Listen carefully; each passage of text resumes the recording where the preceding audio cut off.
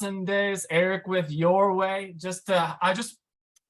So this is off the cuff. I might babble on a little while, but I definitely wanted to make this video because I'm seeing it happen all over Facebook right now. It's really pretty typical of this time of year with fall and, people migrating for the winter.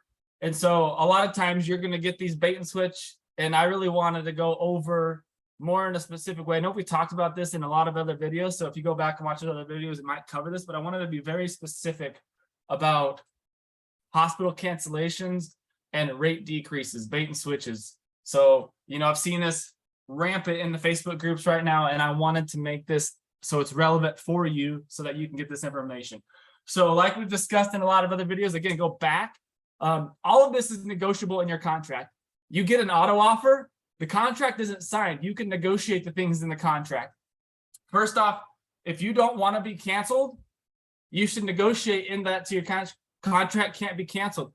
Or I know that's a high ask. They might not approve that as the hospital. If your recruiter isn't willing to put anything in the contract for you, get a new recruiter, because the recruiter is for you.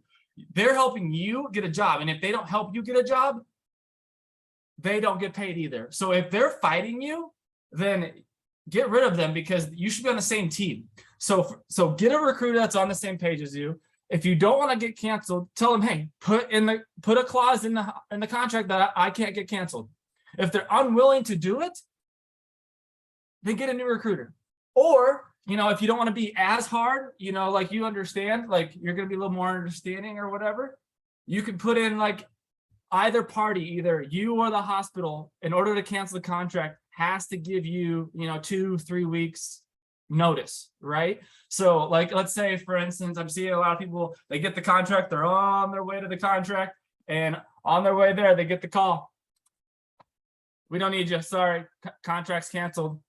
That will at least cover your costs for all the expenses that you paid for like getting a lease. Maybe you got a month lease, all the driving expenses, gas, hotel, all that type of stuff. So at least you get 2 weeks of work. Yeah, you're still going to go there. You're still going to finish out whatever you started, but you're going to get at least 2 weeks of pay to cover up all of that.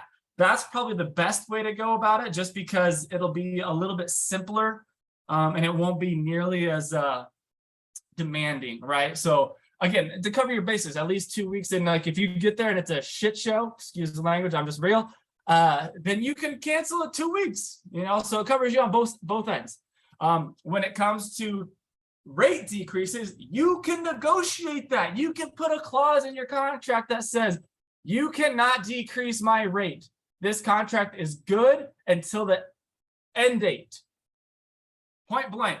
Again, your recruiter works for you. And if they don't have that mentality, then get the hell out of, don't work with them. Get a new one in a different company, get whatever. If they're blaming it on their manager or their company, then they're not taking responsibility for their job. So don't allow them to do that.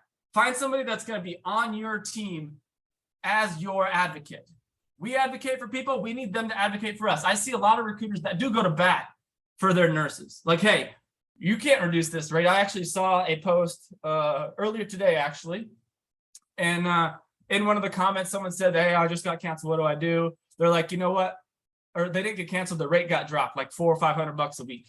And they're like, you know what? You got to get your recruiter to go to bat for you. And they're like, they try to lower my rate, but my recruiter said, no, we're going to keep it.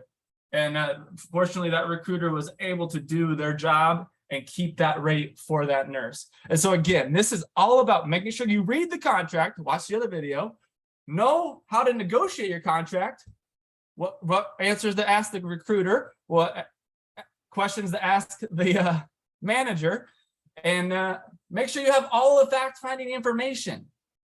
Then you can go into your negotiation. And again, auto offers happen all the time. That doesn't mean you sign that contract. That means you read the contract and tell your recruiter, I don't like that. Put this in there. I don't like that. Put this in there. I don't like that. I don't like that. Get that. Pull that out and then send it back to the hospital. The hospital's either going to accept it or decline it. If they don't like it, then they're going to decline it. And you're in control. This is your career. This is what you do. This is you taking care of your patients when you get there. So don't allow them to put you at risk, put your finances at risk, put your family at risk. That's what this is all about. I don't care. I'm just so exhausted and tired of these companies and hospitals, and a lot of times in the rate drops, it's not the travel agency. It can also be the hospital saying, you know what, we're going to decrease our rates. So it is what it is. We can't really tell right now because we're not on the inside. But that might change. We're working on that here at YourWay, trying to be as transparent and find the most transparent companies out there. And so again, everything is negotiable. Don't sign it if you're not happy. Go find another recruiter, go find another company. You know, I get that we want to go certain places, but if it's going to put you at risk, your family at risk, or it's just going to be a bad situation for you all in general, then don't do it. Try again later. So hope you have an amazing day. We'll see you on the next video. God bless, and make sure you keep traveling your way, baby.